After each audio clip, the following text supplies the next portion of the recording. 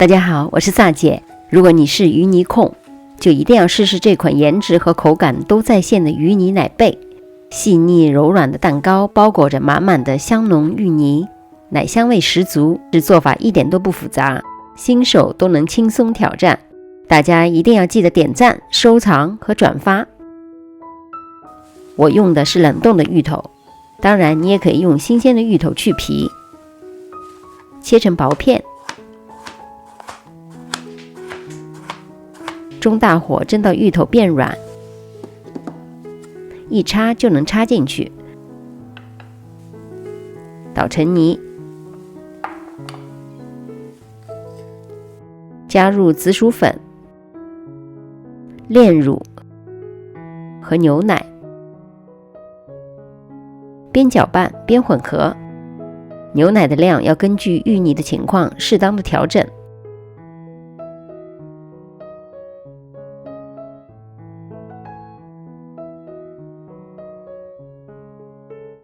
现在芋泥中还有很多颗粒，所以可以用搅拌器把它打得更加细腻一点，这样口感也会更好。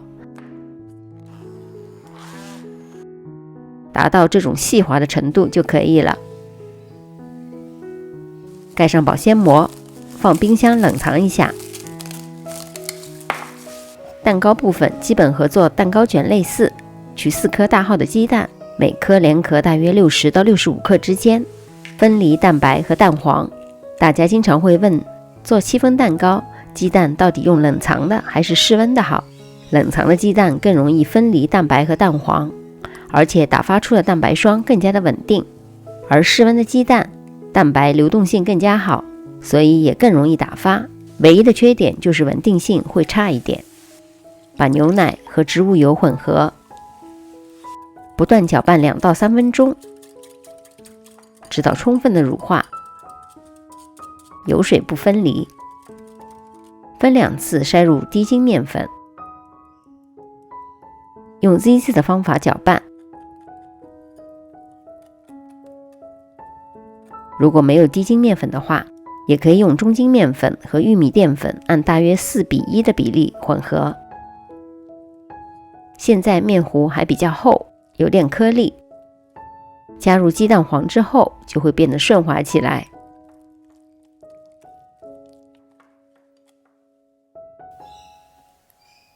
蛋黄分2次加入，混合成这样顺滑流下的状态就对了。这时候可以加入一点天然的香草精华，味道就会更香。蛋白里倒入少量的柠檬汁，可以让蛋白霜更加的稳定。蛋白打发成什么样的状态，可以观看我之前做的一期如何打发蛋白的视频。先中高速打发，让蛋白快速进入大量的空气，体积明显的变大，加入1/3的细砂糖。蛋白霜里的泡泡开始变得细腻，再加入1/3的细砂糖，中速搅拌，直到出现比较粗的纹路。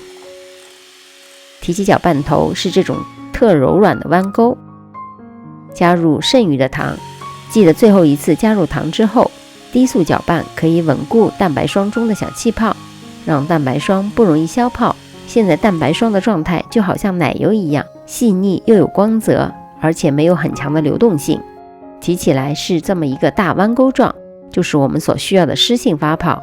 这时预热烤箱到155度，1/3的蛋白霜拌入蛋黄糊里，由下至上的翻搅，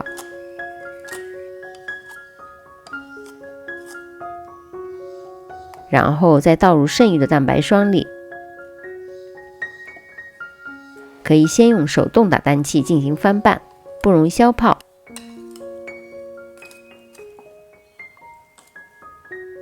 最后用刮刀把碗的边边角角和底部的蛋白霜彻底和蛋黄糊混合，这样可以避免布丁层的出现。如果这时候你发现表面出现了很多气泡，就说明蛋糕糊消泡了，所以蛋糕糊就会变得比较稀。用的是28厘米的方形烤盘，底部垫上油布或者油纸。蛋糕糊的状态决定了是否成功。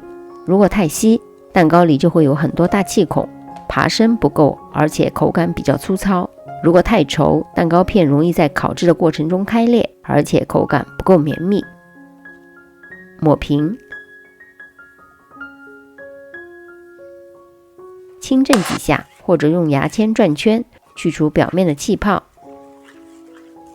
放入烤箱中下层155度，先烤制23分钟，然后调高至165度，继续烤制7到10分钟，直到表面上色。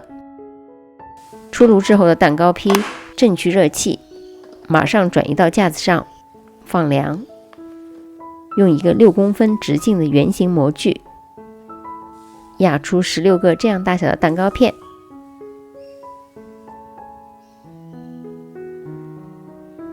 再来准备一个奶油馅，奶油最好用乳脂含量在 35% 左右的，更容易打发。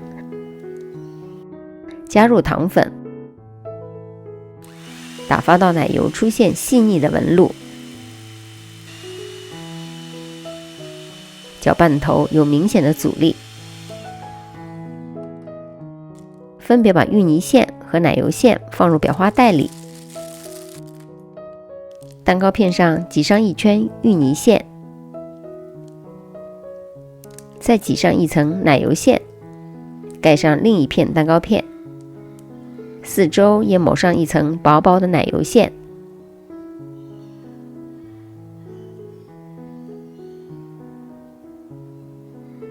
最后整个奶被蘸上一层薄薄的奶粉，放入纸托里。剩下的边角料也利用起来，取个做纸杯蛋糕的纸托，一层蛋糕边角料，一层芋泥，再一层蛋糕，再一层奶油馅，抹平之后撒上一层薄薄的奶粉。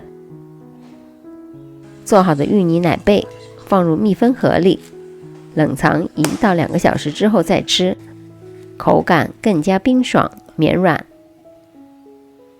大家喜欢的话，在家也可以复刻起来，约上3、5知己来个下午茶。